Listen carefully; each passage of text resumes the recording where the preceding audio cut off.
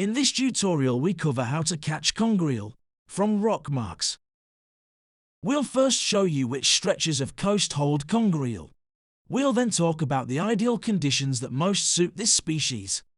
We'll go over some casting tips and other key methods, followed by a rundown on ideal tackle. Finally, we'll discuss some top conger baits. So where can we find conger eel? In the UK, conger eel can be reliably caught from the shore anywhere where rough rocky ground is present, though the best fishing tends to be in the western and southern parts of the Isles. On the continent they are found as far north as central Norway and southern Iceland. They can be found all the way down to Portugal, again, where rocky ground is present. They are also found throughout the Mediterranean and the western half of the Black Sea. So which conditions are best for conger eel? Around the UK, conger can actually be caught year-round if the winter is mild enough. For the bigger eels though, it tends to be between the months of September to December that brings the best fishing. If the winters are particularly cold, this will see the eels move offshore to deeper, warmer water, until inshore temperatures rise again. For venues with average tidal power, any size tide can be suitable. If you are fishing a strong current venue, you'll find fishing the smaller tides will be more effective.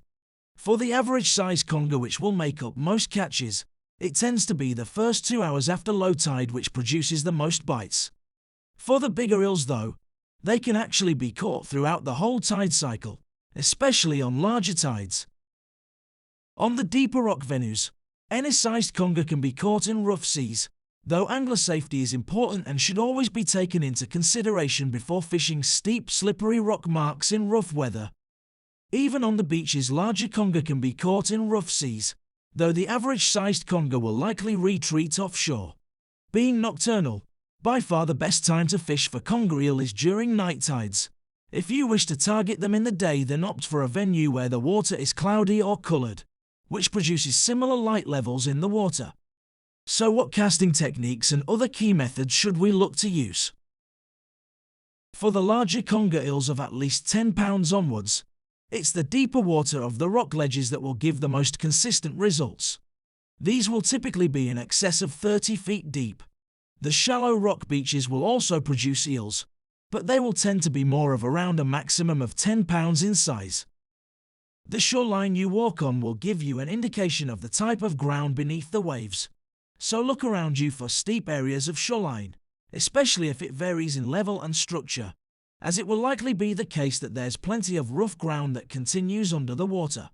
Also keep an eye out for any large areas of rockfall or loose scree that has collapsed down any slopes into the water, as this will also create conger habitat. Always be aware of your safety and take note of what you are standing on, as well as what is above you. Conger will pick a bait up and often move along with it before taking it down, so make sure to set your drag fairly loose after casting so it can take line. It's very important that you only let it run for no more than a couple of feet to ensure it doesn't retreat back to any holes in the rock. Then you can tighten the drag down and strike into the fish. You should make sure to keep the pressure on to avoid the eel running to ground at any point when playing the fish. Make sure you have the drag set just slightly loose to allow some line to be taken when the conger puts any extra pressure on the line. This should be just enough to avoid pressure on the tackle and the fish itself. Let's take a look at a suitable tackle setup for conger fishing. For fishing the ledges and breakwaters with close access to deep water, using a running ledger is ideal. The purpose of the running ledger is to allow the eel to take line whilst feeling minimum resistance. As the drag will be initially loose, this also prevents the lead from dragging and finding snags as the eel picks up the bait and moves off. It also gives excellent bite detection. Instead of clipping the lead straight to the sliding boom, a weak link can be first attached, which we'll discuss in a moment. A heavy setup will be required. Remember, you may be fishing venues with strong currents, so may need a heavy grip lead of up to 8 ounces to keep your leads static and out of snags. You need a rod that is reasonably stiff with enough strength to handle the rough ground. A longer rod of at least 13 feet 6 inches will also give you better leverage. Multipliers are actually a popular choice for shore conger, due to their ability to better winch heavier weight. Having said that, a robust 8,000 size fixed spool is fine to use. Load this with 30 pounds mono main line. As we're fishing close in, we won't need a leader to cast, but we will still need a rubbing leader for our running ledger setup. So a mono leader running from reel to rig that's anywhere between 60 to 80 pounds breaking strain is ideal. As ever, for steep venues we always suggest using drop nets when safe to do so, to increase your chance of landing fish and for the fish's welfare. For the snood you can either use wire trace, or a heavy mono line of around 140 pounds breaking strain. This is to prevent the highly abrasive teeth of the conger cutting through the snood. Use a strong pattern hook of at least a 6/0 size. This will be ample, as though conger baits can be large, they do not need to be over a certain size. We won't go into any more detail, but for venues that require longer casting, such as in shallower water, a pulley rig is a great rough ground choice to help keep your rig clear of snags. The components would be much the same as the previous running ledge rig described. No matter which setup you are using, reduce tackle losses by using a weak link or rotten bottom setup. You can buy specialized weak link clips similar to this, which you hook your weight on precast.